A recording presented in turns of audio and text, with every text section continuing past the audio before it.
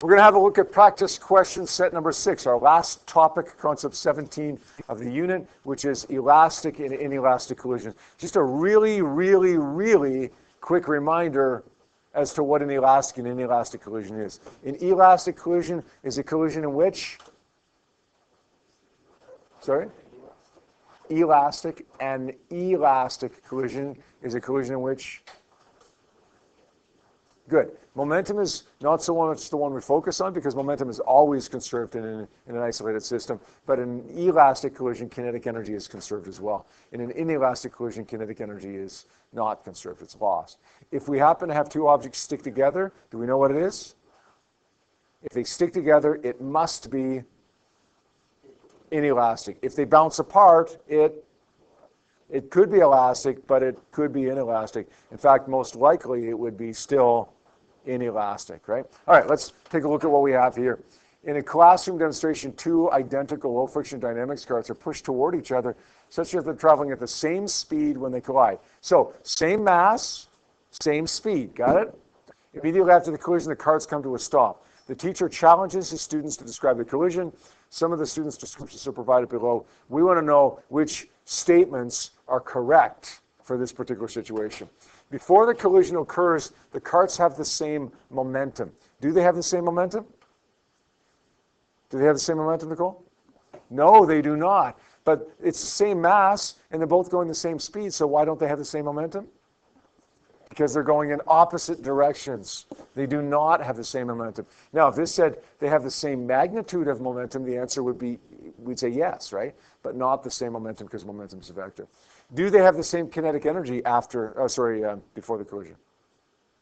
Same kinetic energy? Yes, same mass, same speed, and the direction doesn't matter for that. Is this an example of an elastic or an inelastic collision? If you got to guess, what are you going to guess? Inelastic, but we don't have to guess here.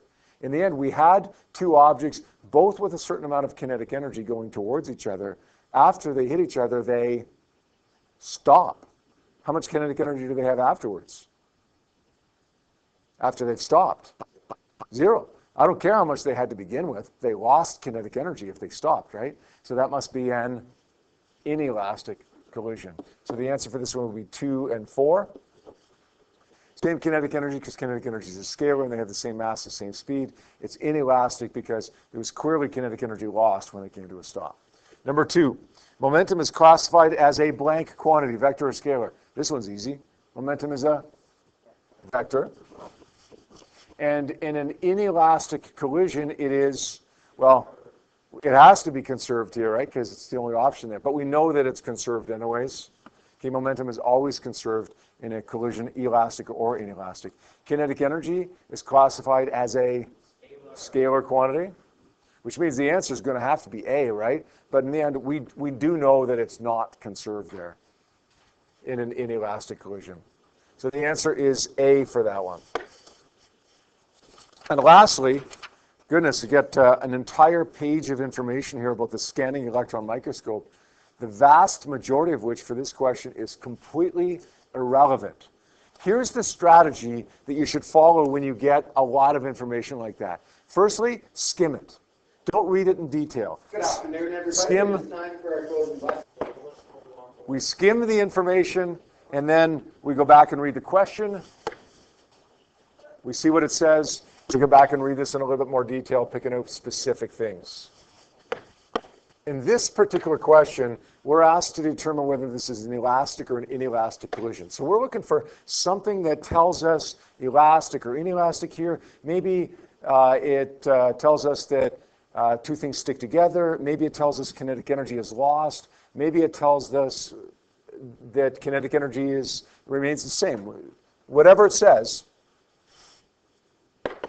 that leads us to some kind of information about whether it's elastic or inelastic. This is where I find the information that I'm looking for this question. It says some electrons from the beam reflect off the specimen at the same speed at which they hit. They reflect off of the specimen at the same speed at which they hit. If they reflect off at the same speed, then they reflect off at the same kinetic energy. And if they reflect off at the same kinetic energy, then it must be an elastic collision. So we're going to say in this one, the collision that produces a backscattered electron is classified as an elastic collision because there is no change in kinetic energy. My answer is B for that.